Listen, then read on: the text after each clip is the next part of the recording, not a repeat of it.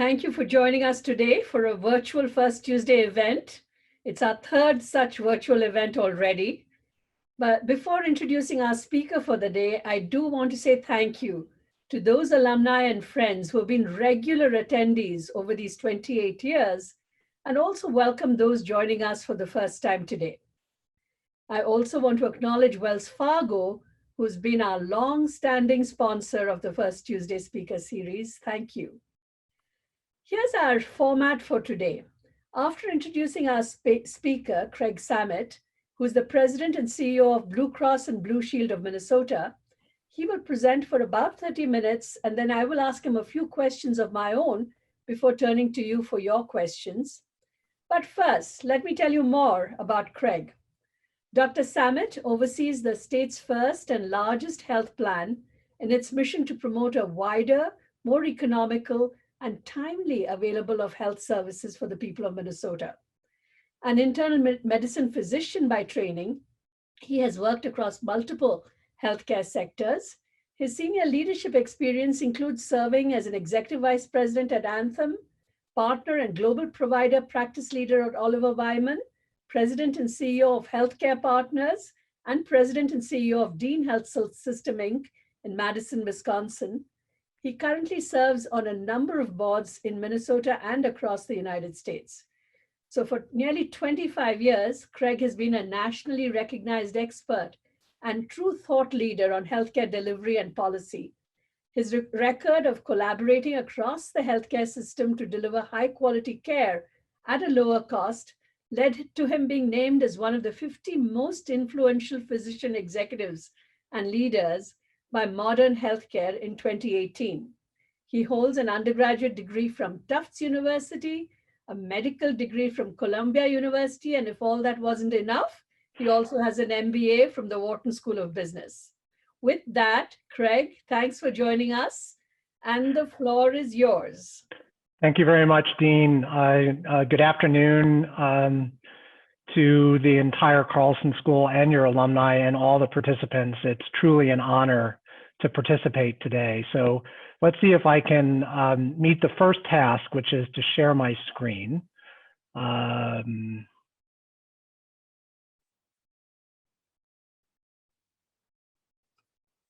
Okay, so can you see the screen, Dean, so that I know that I'm in the right place? I can see it. Okay, perfect. Thank you. So the first thing that I would say, let me share a couple of things about me. First is, in usual TED Talk fashion, I'm not one to bore you with slides that have a lot of words on them. So I will keep my remarks to the 20 minutes as requested. But what you will see, this is essentially the only slide with words on it, are just a series of images. And it probably is more of a prompt for me than it is for all of you. But hopefully these images can evoke some of the messages and the lessons that I've learned and some of the things that I would want to convey. So let me jump right in and talk about lessons. As I'm sure is the case for all of you, this has been a heart-wrenching, painful, and unprecedented time for us. I know that there was nothing that was taught to me in any of my education in the leadership or CEO playbook that prepares us for a time of true crisis. And frankly, a time of not just one, but three intertwining crises: clinical and economic and social. So I will be the first to say this has been very hard. This has been hard for us personally. This has been hard for our organizations. This has been hard for our community. And yet, the other thing that I've learned is how incredibly proud I am to be in Minnesota. I have joined, it seems like hundreds of calls, certainly many of them Zoom calls since March. And every time I leave those calls, I understand what is meant by a Minnesota that rallies. I'm proud. I'm proud of the unification that I've seen, the alignment from provider to provider and provider to payer and business to business from public to private. And I think what also has made me proud is we've spoken up, but more importantly, we've stood up and we've acted, often in lockstep, to first address the COVID crisis and now to address the social injustice of following the tragic murder of George Floyd.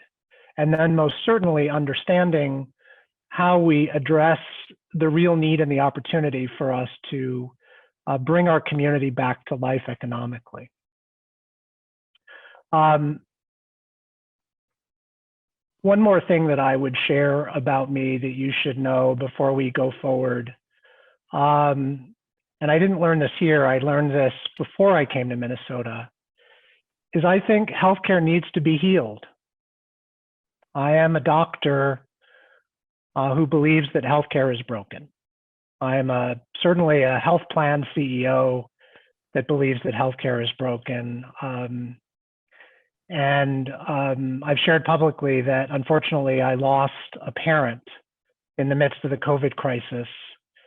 And so I am a caregiver and in many respects a patient that believes that healthcare is broken. And I don't want to dwell on that at this point, except to say that COVID did not break healthcare, and the George Floyd murder did not break healthcare. It was broken before. I have always thought that our industry was ripe for disruption, that given it was broken, something would change us. I've long been an advocate that healthcare has always had the opportunity to reinvent itself from the inside out. And in fact, that is the very essence of our strategy at Blue Cross. How can we instigate toward and lead toward a better healthcare system? However, I thought that disruption would come from Amazon or Walmart or Google or some other external force, that if we could not change ourselves, then someone would change us. But I honestly didn't think that it would be a pandemic that would actually give us the opportunity to change and to really address what's been broken in our industry. So let me point out some of my observations that have come from the pandemic. I think that the crises have exposed our weaknesses. I think the weaknesses existed before, but I think we now recognize a lot of the inadequacies that our industry has had. First and foremost, I'll talk about convenience. How easy has it been to access healthcare? Blue Cross, as you know, is a nonprofit organization whose mission is to assure that patients everywhere in Minnesota have access to high quality, affordable, service-oriented, convenient healthcare for everyone, not just for some of Minnesotans, not just for many Minnesotans, but everyone. And so when we think about our industry historically, how convenient have we been? We measure something called the Net Promoter Score, which I would imagine that many of you have heard of and know what that is. In essence, it's counting all the folks who think positively of your organization, minus all of those that think negatively of your organization. And I'll share with you that historically, and this isn't just in Minnesota, but historically, net promoter scores, and the reality is a net promoter score can be as high as 100 or as low as minus 100. But healthcare has been where you see it here, that we hover close to zero.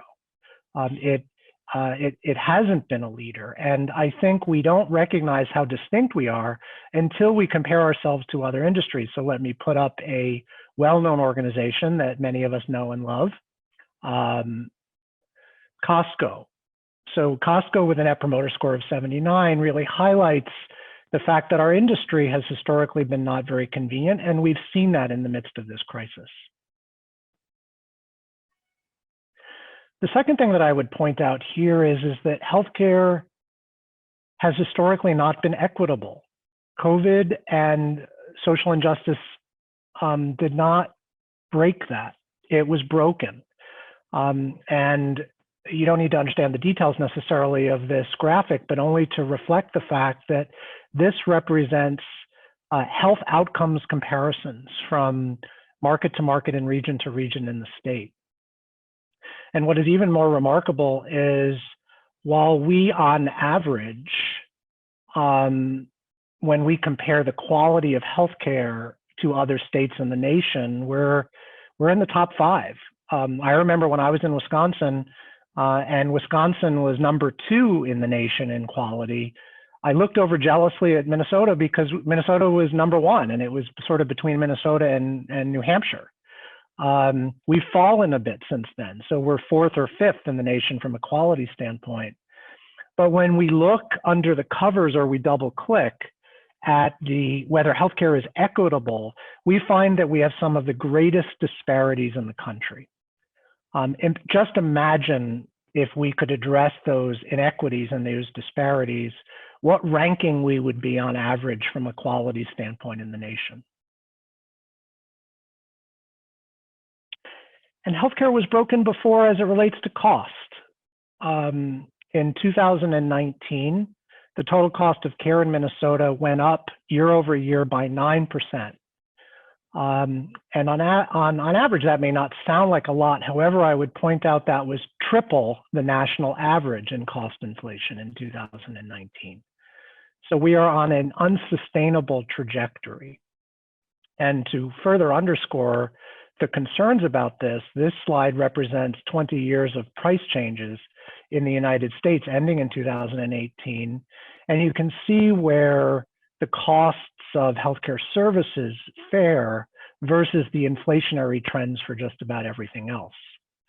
So we have been in a position where our trajectory is unsustainable from a convenience, from an equity and quality, and from a cost standpoint.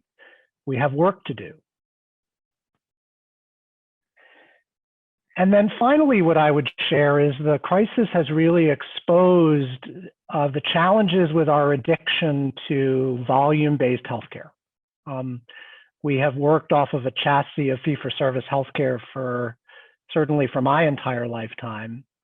And I think in times when it is not safe for us to use the traditional model of healthcare, to use a facility model of healthcare, or frankly, another way that I would put it is, what if our society were truly well and that we focused on prevention and people did not get sick? That is obviously a challenge for the health systems that we trust and rely upon when we do get sick. And so the model of volume-driven healthcare and the reality that this ad, which was published by Mount Sinai in the New York Times, is the exact opposite of the world we've lived in. The broken nature of our industry is that we profit off of sickness. We haven't profited off of wellness. And from my point of view, that is backwards. So I'm going to stop the rearview mirror criticism now, because I very much see myself as a glass half full type of person, and reflect on the fact that this talk is very much about silver linings. What I worry about is that we get past the today of these crises and we go back to yesterday. And that we don't recognize the fact that there are things to learn about what we've been through, and recognition of our challenges, that we now have an opportunity to reinvent healthcare from the inside out. And most certainly, I came to Minnesota because I want us to be the best healthcare state in the nation, in all respects: quality, convenience, affordability, and equity. And we have the opportunity to lead. So why this photo? I'm always looking for good stories to reference regarding silver linings. This is New Delhi, and this is New Delhi today. And I tried to find the same exact shot from 6 months ago, but I couldn't. But the reality is what you see beyond New Delhi in the background are I'm told the correct pronunciation is the Himalayas. This is the first time in a century that people in New Delhi can see the Himalayas. So for us, what should we see now that we haven't seen before that gives us the opportunity to really move forward and advance?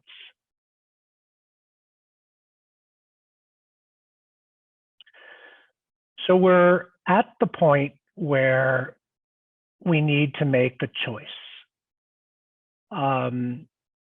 We can stay where we are.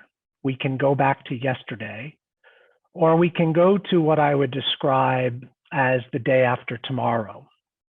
So I'm dating myself by showing this slide. For those who know it, it's the Minority Report.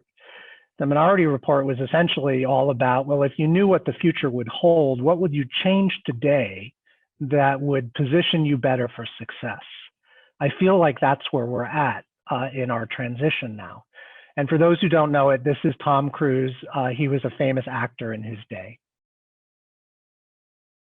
So we have a choice. And I very much in business school focused on the lessons learned from other industries and how to apply them to healthcare. And when we have choices, I do wonder whether we should follow the lead of other industries and where they may have failed. And so this organization on your slide, you may have known that in the year 2000, I believe it was, this organization had the opportunity to buy another organization for $50 million. But the Blockbuster CEO thought it was a joke, and so passed on the opportunity and focused instead on business as usual and the status quo. What was that organization that Blockbuster had the opportunity to buy in the year 2000? Netflix. That is where I believe that we're at. And the rest of my remarks now are very much about those silver linings.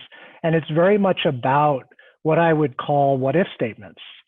What if the day after tomorrow was X? So let me start here. I'm hunkering back to my past when I was at Dean Health System. What if all the various parts of our health system didn't work in opposition or in silos, and we got outside of our lane and we truly worked in lockstep?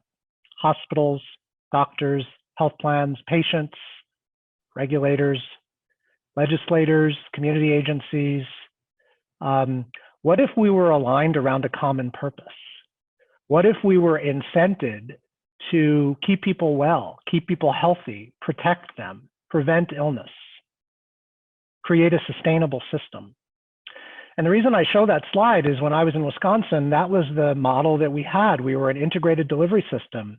We were rewarded for population health. We were a population health company. And the reason why this is so remarkable to me is that I was in Wisconsin. I was at Dean in 2008 during the financial crisis. And I remember that that was the last time that hospital beds were significantly empty, not because of a clinical crisis, but because people could not afford to pay co-payments or deductibles or out-of-pocket expenses to receive healthcare, so they stopped using healthcare. And I remember somewhat similarly, it's not nearly as bad as it is during COVID now, but at that time, systems were really struggling, but our system was not, because our system was rewarded for health and wellness, and was a system that really allowed us to weather the peaks and valleys of health, which naturally goes up and down over time. So what if the day after tomorrow involved organizations working in partnership? You may have seen that late last year, Kevin Croston and I announced the partnership between North Memorial and Blue Cross Blue Shield of Minnesota to create what we've called Blaze Health. And this wasn't so foreign, except for the fact it may be relatively foreign in this marketplace, or it was an example of two organizations that had historically worked at counter purposes or in opposition to one another, saying that we're going to come together and we're going to reinvent the future. And so this wasn't about Blue Cross getting into the hospital business or North getting into the health plan business. This was about us co-creating what we thought would be a better way for patients and a better way for our community. So let me pivot here. I want to be cognizant of the time. What if the day after tomorrow allowed patients to get an actual taste of a care delivery model that was more convenient, more contemporary, more like the way, frankly, we access other industries? I should share a story. One of our Medicare members from northern Minnesota wrote us a letter about how increased access to telemedicine helped her family overcome the challenges of a geographically dispersed healthcare. In 2019, she and her husband drove more than 12,000 miles to and from medical appointments, with some visits requiring a 400-mile round trip.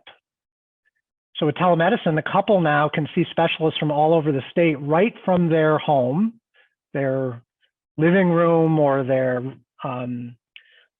bedroom, and still have orders, lab tests, images administered locally just miles from their home. I get asked all the time, how do I feel about the future of telehealth?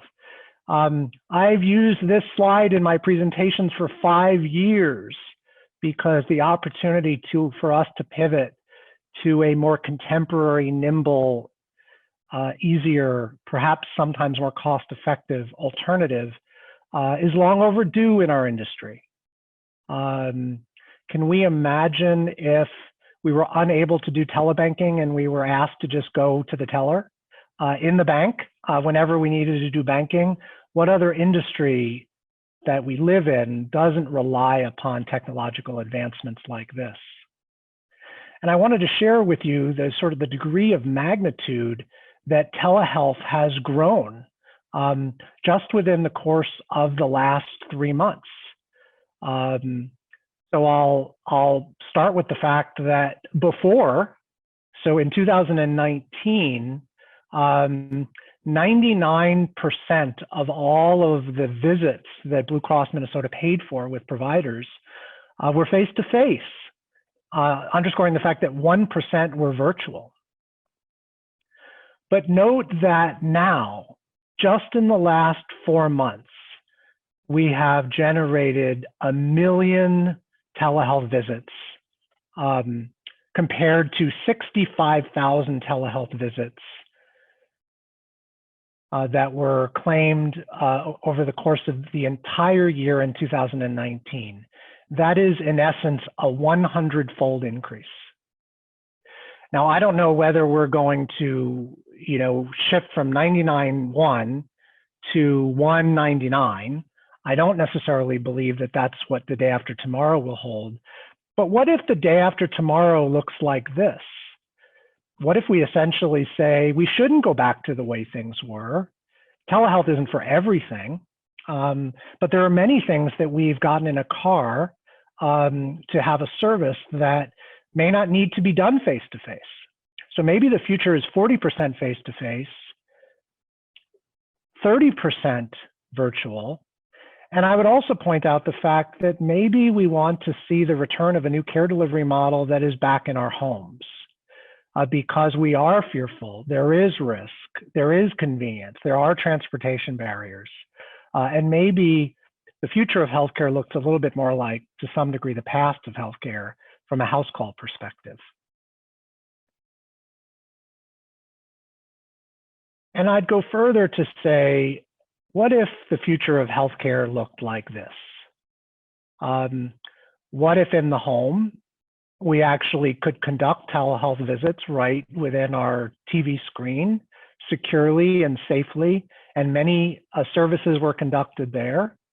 What if, the irony, I've also used this slide for several years now, that we had home delivery of groceries and our care delivery partners would very much want to remind us what the healthy alternatives were.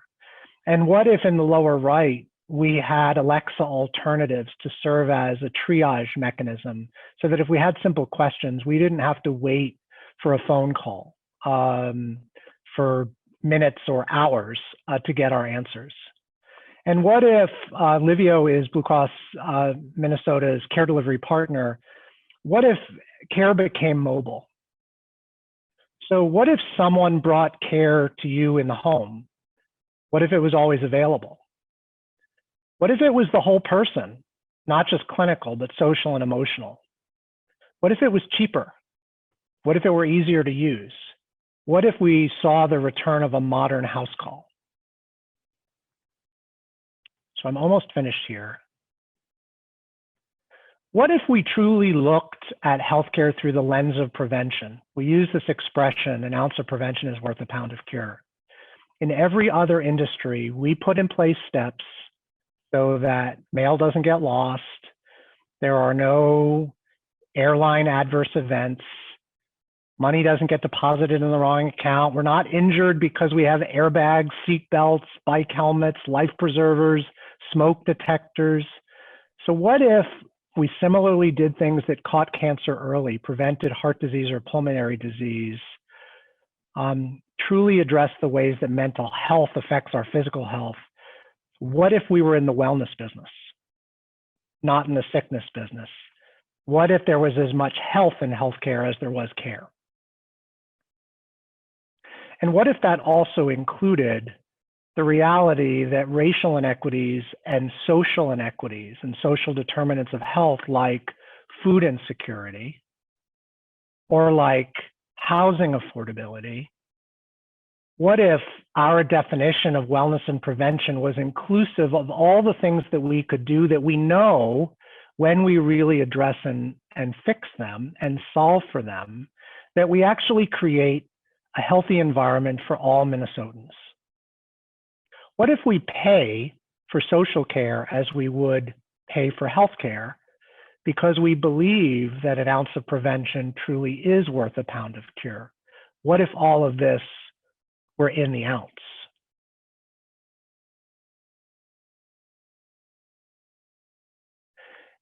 And so what if the day after tomorrow, the care team that we've historically thought of is complemented by another care team?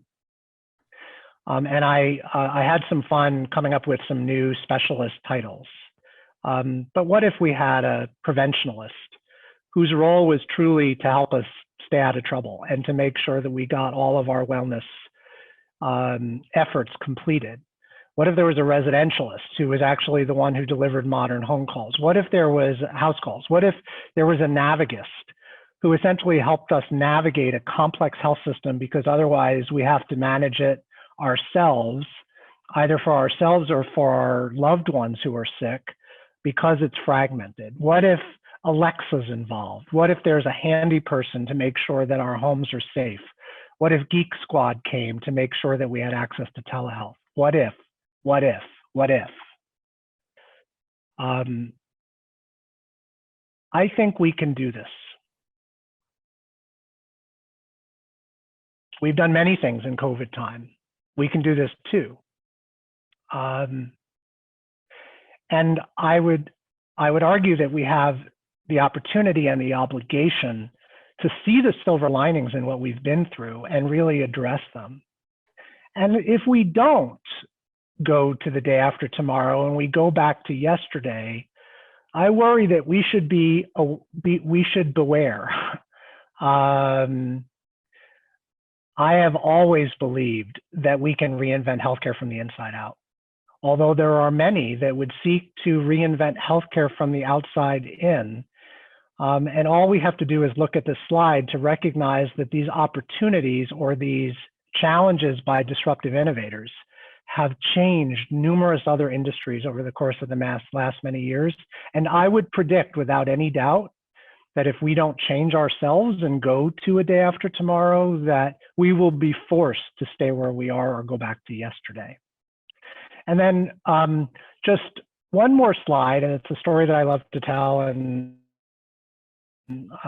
hopefully several of you have not heard this story yet. Because I do give this talk about the future, and often there are disbelievers about the world changing as an argument to stay where we are or to go back. So this is the story of the Choluteca Bridge. The Choluteca Bridge is in Honduras. It was the 150th bridge built in Honduras, and it was the most stable and the most modern of all of the bridges. But in 1998, Hurricane Mitch blew through Honduras, destroying 149 of their bridges, but not the Choluteca Bridge. The Choluteca Bridge stands today as it was built. However, this bridge suffered the greatest indignity of all of the bridges, which is that the river moved, making the bridge obsolete. So when we think that our world should stay the same, we should go back to yesterday, we should stay in today, this is a story that change happens around us and change happens to us. And we should embrace the opportunity to bring Minnesota to a place of the best healthcare in the nation. Dean, I believe that's all I have for you, so I'm going to stop sharing. Well, thank you, Craig. And hand it back to you. That was so inspiring. I love the story of the Choluteca Bridge. I'm going to steal it from you if you don't mind. Of course, anytime. Steal any of the slides. That's such a great story. But, I think there's a bunch of great questions in the Q&A as well, and I will try and get to them too.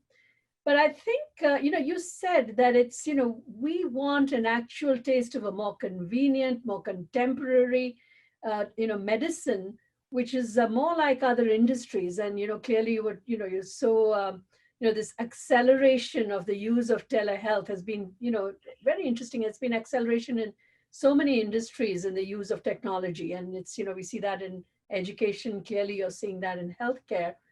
What is the role? I mean, in this kind of a situation, how soon do you expect this transformation to occur? Is this something that is, going to happen very quickly, do you think, as we, thanks to COVID, or will we go back to the state of affairs? How is the ecosystem primed to absorb some of these innovations that clearly will be beneficial?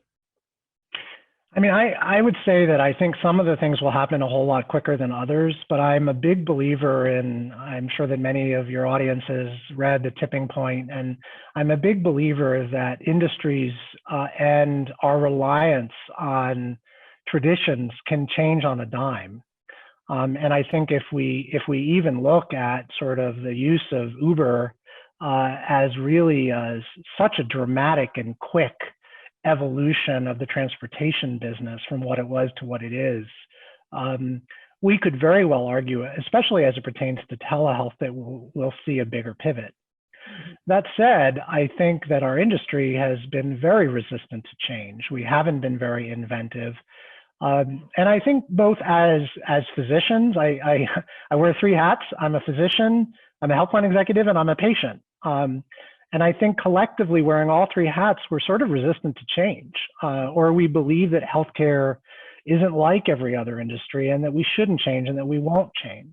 And my point here is that we should change, and I think we should change fast. I worry that the trajectory that we're on, either, we've seen the concerns and the challenges with racial injustice and health inequities. The Medicare Trustee Fund is it doesn't have an indefinite amount of resources, so healthcare isn't affordable under the historical model for very long. So while I recognize that we're resistant to change, I would hope that we will move faster in making some of these changes. I also think that we have a window of opportunity. I worry that if we even get cold feet and that we buckle when we've got this golden opportunity and we even just begin to make a move toward yesterday, that we will hold ourselves up for another decade. It's very rare that major disruptive forces like we've seen create an immediate tipping point. It's a burning platform. And I think we should take that burning platform and do something with it and do it fast. You know, this never waste a crisis. I think that's very much Right. the message that you're giving us. There have been some very good questions already related to this, change and the role of other parts of the healthcare system. What's the role of pharma and med device companies, and what can what about the federal government and state governments, and what's the role of government in this? I mean, would you be making these changes without sort of the Medicare interventions, or whatever it is that what's the role of government in all of this? I'd love to hear from you on that. Well, there are two things that I would say. One is I think reinvention of healthcare is a team sport. Okay.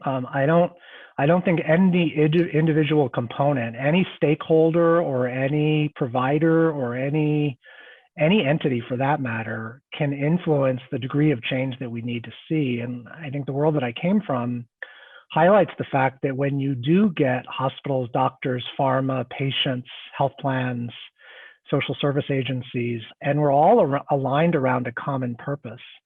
In fact, when we have discussions with organizations that we want to partner with, we start with, do we have a common purpose? Do we all agree that the future destination is convenient, high quality, affordable healthcare? And if that's the objective, then let's change the dashboards, let's change the scorecards, let's change the incentives, and let's get everyone together and on the same page. And I think that's in order. So I don't think it can be one organization. That being said, I think the other thing that reinvention takes is bravery. And I'm not sure I've seen a lot of bravery in healthcare. I think even a bold leader, a bold organization, a bold community that says, we're going to prove that reinvention is possible and we're going to do whatever it takes to be first. Sometimes those brave organizations can change the world. And I remember I was also a dean when the ACA passed, and I got lots of questions, and I'm not wading into any political territory here, but I got lots of questions about how the Supreme Court's decision about the ACA would affect our organization when I was in Wisconsin. And my answer was, frankly, it really doesn't matter, because if we reinvent ourselves, we become a better organization, we focus on the patients, we come up with a far better model, then there really isn't anything that would necessarily stop us from being brave and creating something new. And so while on the one hand, and my messages may be contradictory, I recognize this is a team sport, I also recognize that someone needs to have the vision to drive change and to facilitate the others. Right. So it's, I think there's some, you have some very, very interesting points, especially about this whole thing being a team sport and that everybody has to play their part in both bringing healthcare costs down, making it more convenient, making it more accessible, and so on. Is there a role for big data and analytics, especially because we in our school are very interested in how analytics can change the nature of health, how we do healthcare and maybe make it more effective, efficient, convenient, all of that. So I was just wondering, are you folks investing in analytics and big data? What do you see as both the promise and any things we could watch out for? We can't get there fast enough. This is, if not the number one thing on the list of contemporary industries, it's certainly within the top 5. And I was on a medical alley call earlier today, and I shared the fact that, when I went to business school, I sat there for 2 years listening to case studies about the best companies in the world. And not once did I hear a case study about a healthcare company. But you hear a lot of stories about other industries that very much focused on consumer centricity and data analytics and process reengineering, and incentives, and a lot of the things that that have made many renowned companies what they are today. Data is very much on the list. What other industry would say, we're not going to unify data, we're going to hoard data, we're not going to create the vehicles to look at a whole person? How do we transform from sick care to whole person health without having all of the data elements to understand in a protected and safe way with that data, because we want to keep it secure? But how better, we need all that information to make good decisions about wellness and prevention. And I would point to the fact that why is it that the banking industry could somehow find a way to keep information safe, and to connect every ATM in the country and to get us our information wherever we are, whether it's at an ATM or whether it's online? Why is it that that industry can do that and healthcare cannot? So I think that big data is essential, it's foundational, and we've even seen it in the midst of the COVID crisis. If we had perfect information that again was protected and safe, we probably would be a whole lot more effective at contact tracing, and a true preventive strategy to resolve the crisis more quickly. Great points, Craig. I think I will just ask you one last question, which is strategically, if you wanted to do, you mentioned that Minnesota was one of the worst in terms of racial disparities in healthcare. And if there was, say, one or two things that you would hope to see implemented quickly, is there something that BC Blue Cross Blue Shield is thinking of doing to facilitate this process? Are there suggestions that we could take from you on this? I think, as we always have, we have an opportunity to rally. I would hope that everyone in the state wants us to be the #1 healthcare state. Who would not want that? And my question and my challenge and my charge to everyone is, let's rally together, not to only address challenges when we become sick, but let's rally together to truly keep our community well. So I would argue that we need an effort to look at wellness strategies, well-being strategies, mental health, prevention, racial injustice, social determinants of health. Again, if we use the moniker, an ounce of prevention is worth a pound of cure. I had too much time on my hands and I did the math. 16 ounces in a pound. For every $10 million that we work together to rally to focus on wellness and prevention, we would save $160 million in sickness or death or expense or low value care that would no longer be needed and necessary because our community was truly healthy. So that would be my hope and my ask of the community, and that we should sort of set our differences down and recognize that there is a unified approach to transform healthcare in the state. Great, Craig. I know there are tons of questions in the quick Q&A and chat groups, and I've tried to sort of pull some of those into the questions that I've asked. But if there are things that please do raise your hand, and we will try and see if we can get you to actually, you'll be unmuted, and we can try and see if you can actually get to ask the question. If not, I will continue to try and summarize from what we see. Cherie? Yeah. We do have one question, and we have a couple questions coming in on our raise the hand. So Marcy Lundquist, I'm going to unmute you, and if you'd like to ask your question. Marcy, go ahead. And Marcy, you need to unmute yourself on your end as well. Thank you. If you were able to have the opportunity to make any particular innovation, either in helping people with nutrition or lifestyle situations, what do you feel would be the most important thing to help people stay healthy? What an awesome question. I should share a quick story. Before, I'm on the Habitat for Humanity board here, but I was on the United Way of Dane County board in Madison when I was there. And I sort of asked a similar question because we were focused on so many great community causes, and I'm a very linear thinker. And I would say, well, which one should we start with? So if we could pick the one that would influence all else, what would it be? And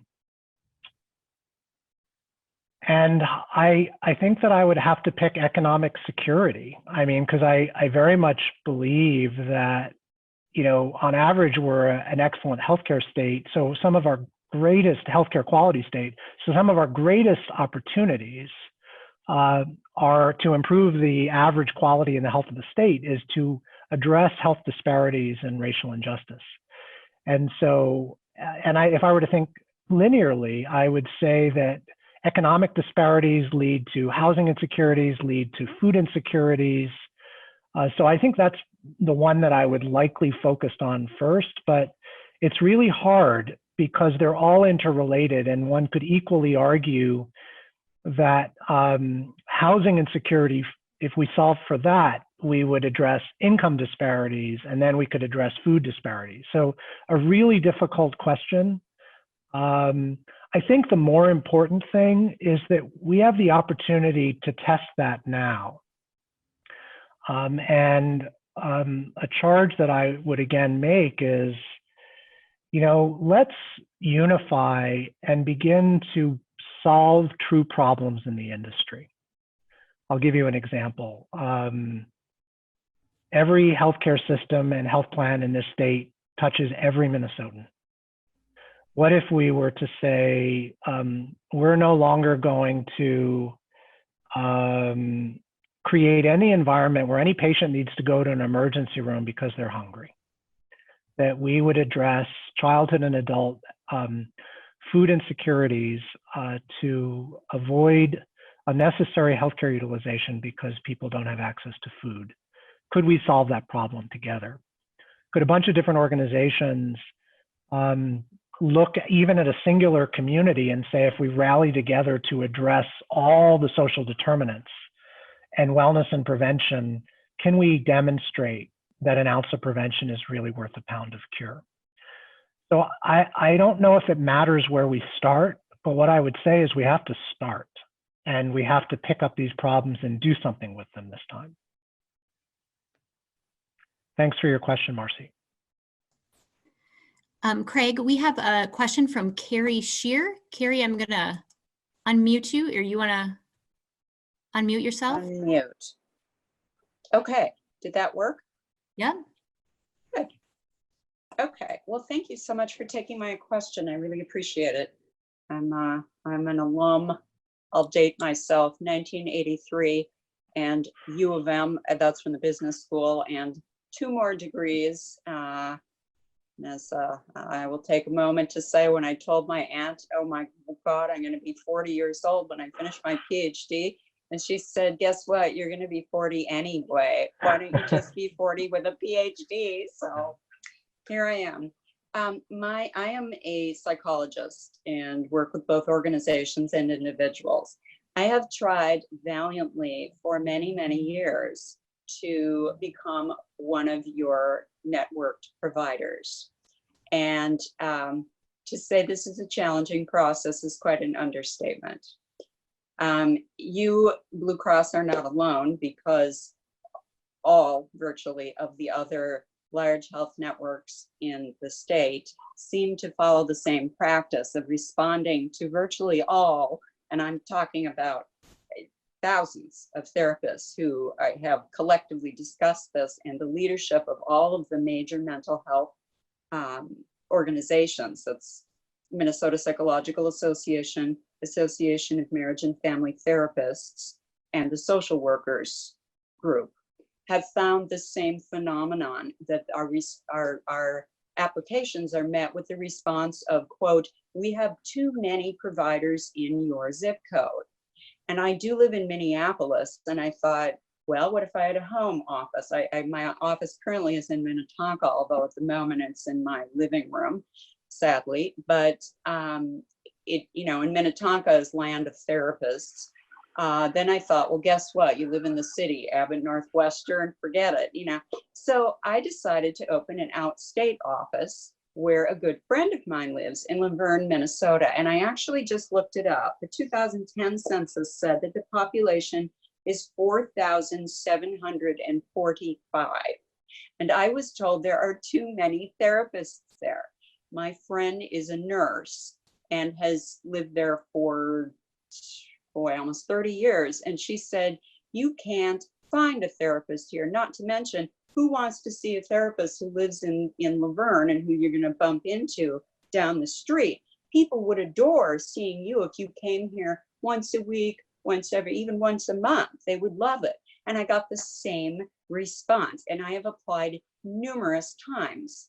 I'm just wondering if you can address that phenomenon, and if you can suggest anything, and because I hear horror stories about people in the cities who call place after place and they can't get in, and especially now.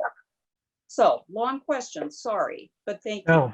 No, I appreciate you calling in. I think the best way for me to very much answer the question, which I'd like to, is for you to send me an email, and this is for all of you. So feel free to send me an email if I can't get to your questions. It's craig.samitt, SAMITT, @bluecrossmn.com, and send me an email and I'll look into it yet today. As I mentioned, our mission is to assure high quality, accessible, affordable healthcare for all Minnesotans. So some of your story doesn't make sense to me. So please send me the details and I'll look into it right away. And I would encourage any of the others of you who have an individual circumstance, please feel free to reach out. Amy, are Thank there you. any urgent questions? There are lots of questions on the book and Q&A in the chat, and Craig is very kindly offered to sort of respond to all of you. So we will make sure that any questions that remain unanswered do get picked up and sent to Craig, and we will make sure that if your question hasn't been answered already, so please rest assured that we will try and get them answered for you. So I just want to say that. And maybe at this point, is there any, Amy, are there others who have their hands up? Maybe you can take one more question? Yes, I think we can do one more. We're getting asked also in the chat if we can send your email. So yes, we will send Craig's email in our chat. There will be a follow-up email with our survey. So please fill that out, but we can also include that information as well. So Lori Larson. Lori, are you still there? I think, did I unmute? Yes. Oh. Yes, you did. Yes. Okay. My only question is on the ability to redesign from the inside out. What do you think the greatest barriers are that are interfering with the healthcare system being able to do that? I think it's us. I think we're our own worst enemy. We use the expression, sorry for all my expressions, where there's a will, there's a way. I think there's a way. And I think that, frankly, if you look around the country, there are many organizations that have innovated healthcare, and for some reason, those innovations don't spread. So we haven't been inventive, we haven't been brave, we haven't been risk takers, we haven't been bold, we haven't been as customer or patient-centric as we should be. And I think that we've been our own worst enemy that way. And frankly, it's one of the things that I'm most proud of being at Blue Cross, because one of the real challenges with any healthcare organization is to convince it to go in a different direction, especially one that requires reinvention. It requires a lot of bravery and inspiration and enlightenment. And one of the things I'm proud of is I think that you will find several hundred or several thousand people in our organization that are believers that we can do this and that we can change healthcare. And I think that's historically been the greatest barrier. We need to be willing to pursue a better future. Well, my question relates to the incentive is to not change financially. So I don't see what a few people can do when the incentives are so reverse of what it needs to be, and therefore there's no economic incentive to make a change. Well, and it goes back to my comment about can we unify around a common purpose, and unifying around a common purpose also means unifying around common incentives. What if we were all rewarded if people are well and safe and healthy? And that's where the reward came for hospitals and doctors and health plans and pharma companies. So I agree that incentives have to change. I've long been a believer in population health payments, that folks are rewarded when outcomes are better, service is better, access is better, and healthcare is safer and more affordable. And so I do think that we have to change incentives. And yes, some of that change can come from the federal government, some can come from the state, but some can come from organizations like ours that reach out to systems and say, would you be amenable to a win-win relationship that is most importantly a win for the patient? And the partnership that we forged with North and that we have with Minnesota Oncology and in part with Mayo and others coming are very much aligned around an alignment of incentives. And so I think you're absolutely right. But before you can get to aligned incentives, people need to be willing unless they're forced. And that's why I picked will as the first thing that I would pick. I think I would pick incentives as my second. Thanks, Craig. That's, thank you for a very inspiring talk. I think it just reminds us of the need for collaborative efforts, for the need to focus on the ultimately, who is it that we're trying to help? And, your focus on the patient, I think, is extremely important. Just as we in higher education, we try and, as long as you focus on the student, you come to the right answers. And I hope that the same thing happens with the healthcare system as well. Of course, we've had some questions about how does the Amazon and Google efforts, will there be some kind of competitive disruption in this industry? And that can be an incentive as well as we go forward. But I'd look forward to continuing this conversation, and hopefully we'll get you back when the day after tomorrow happens to tell us if it's indeed happening the way we kind of hope it will happen. So thank you so much, Craig. This has been an extremely interesting discussion.